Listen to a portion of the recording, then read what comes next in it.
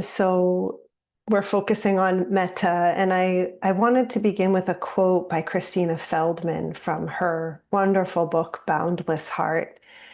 And it's a little bit long, so bear with me, but I think it really is going to help us. Uh, so she says, it is important to remind ourselves that metta is not a state or an emotion separate and apart from more difficult or afflictive states and emotions. It is an attitudinal commitment and way of being cultivated within all states, particularly in the midst of aversion and patterns of abandonment.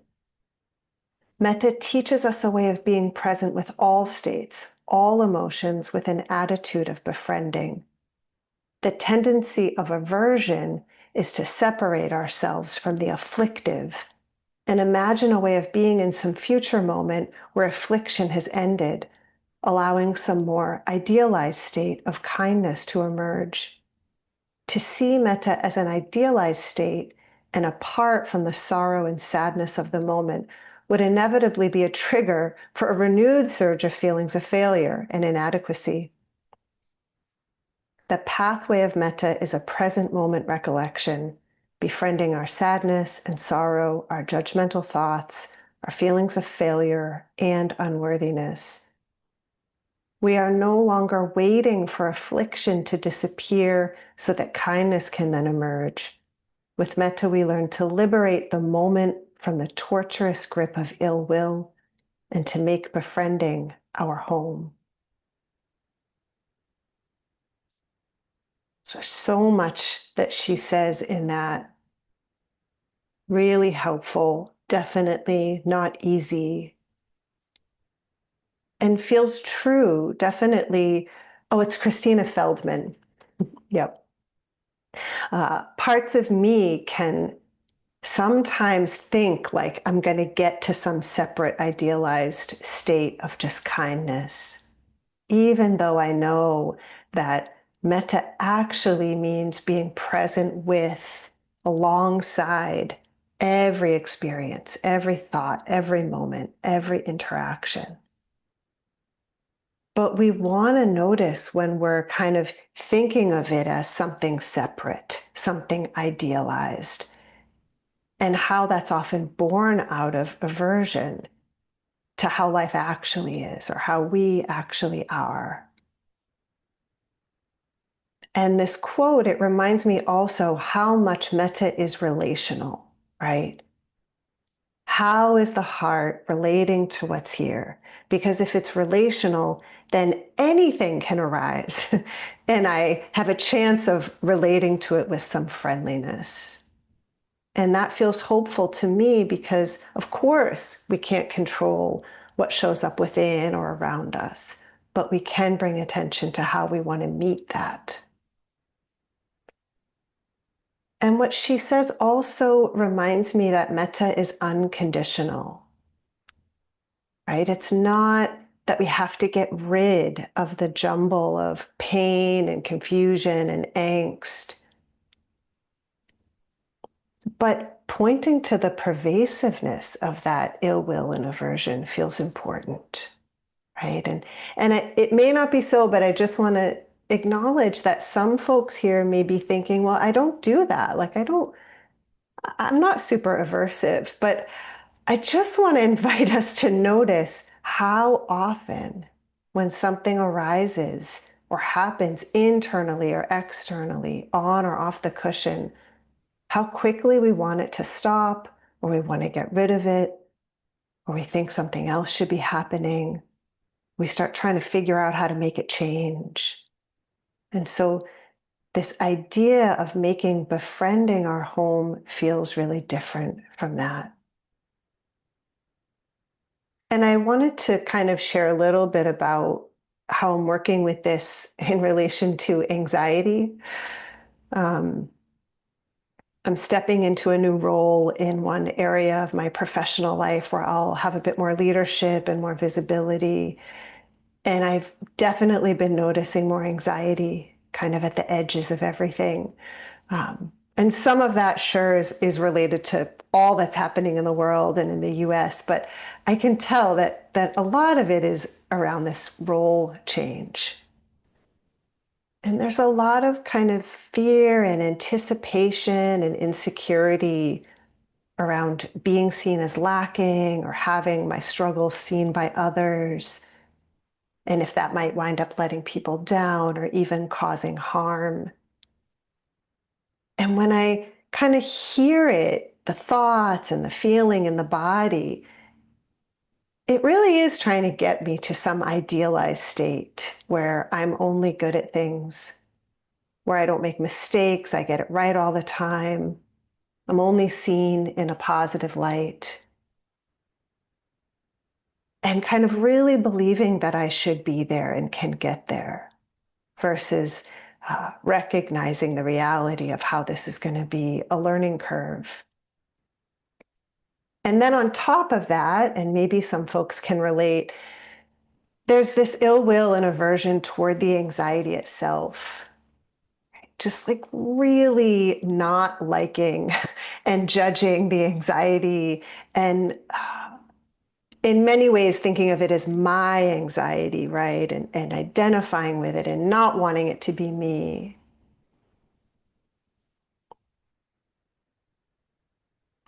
Just that like thinking of myself not getting things right. It's really, really hard in those moments to experience myself as worthy of kindness. And so again, right, Christina Feldman said, the tendency of aversion is to separate ourselves from the afflictive. And that's really what's happening here. And we can hear how conditional it is. And I hope also you can hear and feel the heartbreak in it, which I think we're really meant to see and feel in the Brahmavihara practices. Just the heartache and heartbreak of aversion and ill will and the delusion of self-hatred and shame. And so, what would it be like, of course, in moments maybe to lean into relating to the person I actually am with just a little more, of course, you feel this way. It's scary to be doing something new, something challenging in front of others. Inviting just the beginning of that different heart orientation to myself and to what's showing up. And it's funny, I was talking about this talk with Lori, and she asked me, like, hey, are you going to say a little more about what helps and how you get there and how you get to Metta? And I just wanted to share that because it's so funny, right? That I was like, oh, like, not just the struggle, because man, this is hard. But it also really helped me realize that actually, like somehow just being able to see when I'm in aversion and in ill will, just that is so helpful. It's so helpful. I can laugh a little, it softens the edges. There's an awareness that's just alongside the experience, that little space that maybe has some room for metta. And so I just want to acknowledge that the huge importance of just recognizing what's happening can create a little bit of space for metta. And additionally, another kind of way of remembering that is practicing with some metta phrases. And I've shared these. These are offered by Michelle McDonald. May I be safe and protected from inner and outer harm. May I be happy and peaceful, strong and healthy. May I experience ease of well-being. May I feel the goodness of caring for myself. Just helps me remember that it's possible, that kind of relationship actually exists. And again, not using those phrases to force myself into that idealized place, but just that invitation, orienting to the vicinity of metta. Mm. I think about also Joseph Goldstein. He teaches often about this moment. He worked with fear for so long in his practice. And this moment that was so powerful for him when he was able to really feel in his heart, if this fear is here for the rest of my life, it's okay. And to me, that's metta, right? And what would it be like for me to just hold, hey, if this insecurity and these anxieties are here for the rest of my life, it's okay. I'm still worthy of kindness. I laugh, right? But because it's hard. And I also, it's been helpful in moments also to remember and feel into the universality of vulnerability. Just remembering and caring for vulnerability in all forms. All of us vulnerable to the 8 worldly winds, right? For me right now, praise and blame, or gain and loss. We're all vulnerable to getting things wrong, to tripping and falling physically or emotionally, to illness and pain and death, to rejection and fear and loneliness. It's helpful just in moments to hold, like, oh, right, this is vulnerability and that's normal. It's true. It's part of life. Everyone experiences it. Maybe I can just watch how the mind thinks I can get to a place where I'm invulnerable. And then just remembering to feel my way into this. It really can't be cognitive. It's not a cognitive shift, but a relational shift in the heart, in the moment, just moment to moment of meeting ourselves again and again to see if metta can kind of just come alongside within and around.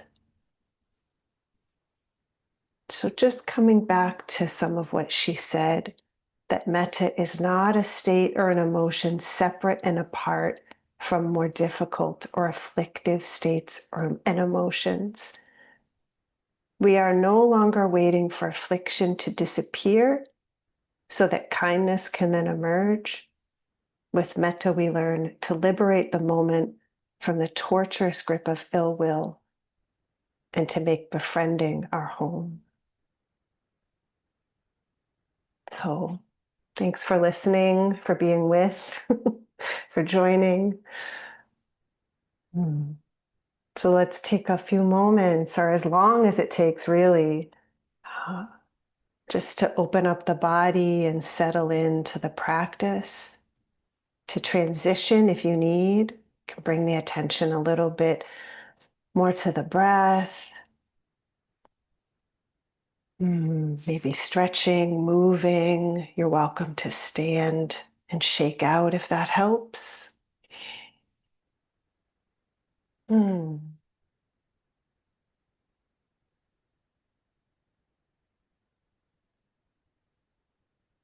Just maybe moving the places in your body that tend to get tight or stuck. The shoulders, the brow, the jaw, belly.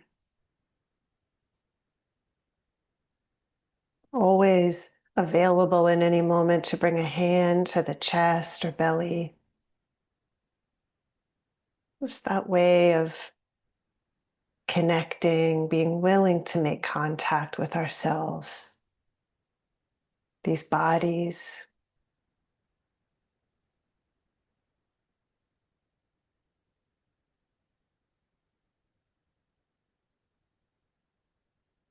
And just see what might be helpful, what might invite a little more arriving or slowing down. It could be a couple deeper breaths, inhaling and exhaling. Maybe feeling the seat beneath or behind you, that solidity and support that can allow the body to relax a little bit more.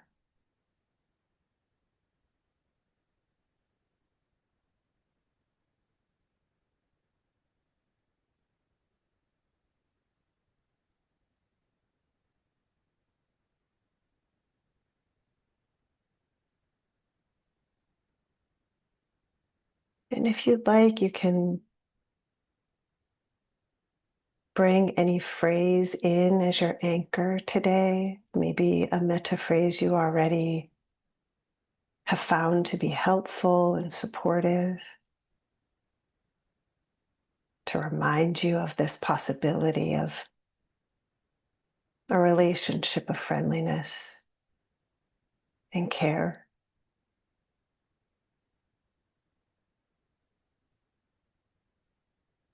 You could use any or all of these. May I be safe and protected from inner and outer harm. May I be happy and peaceful.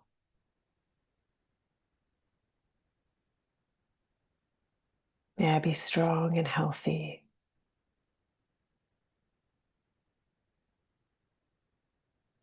May I experience ease of well-being.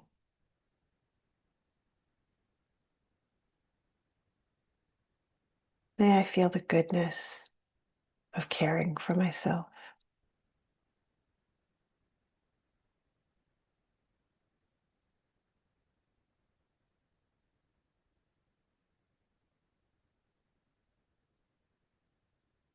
And if it feels better, maybe to offer those phrases to another, to an easy being, maybe in moments to all beings.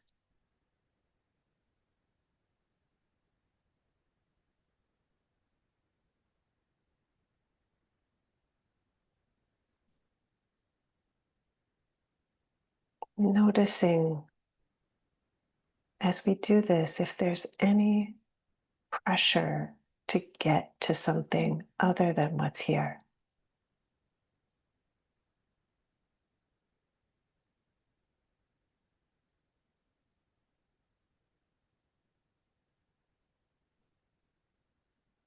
Nothing left out.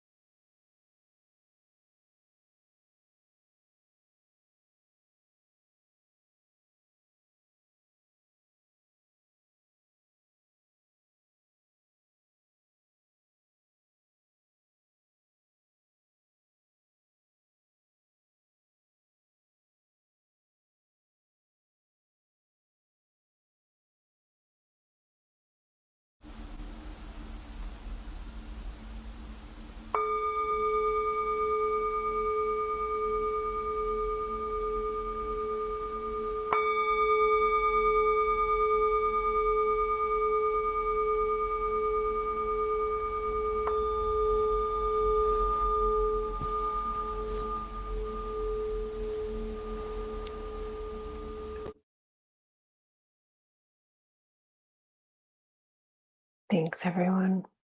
Really good to be with all of you. And I'm going to just allow you to unmute. Great. So let's just say goodbye. Love to hear your voices. Thank you. Thank you. Thank you so Talk, much. Catherine. Lovely Thank you. talk. Bye. Thank you. Thank you, Thank everyone. you, Catherine. Thank Well, you. well, everyone, peace. Thank you, Thank you for being here today, everyone.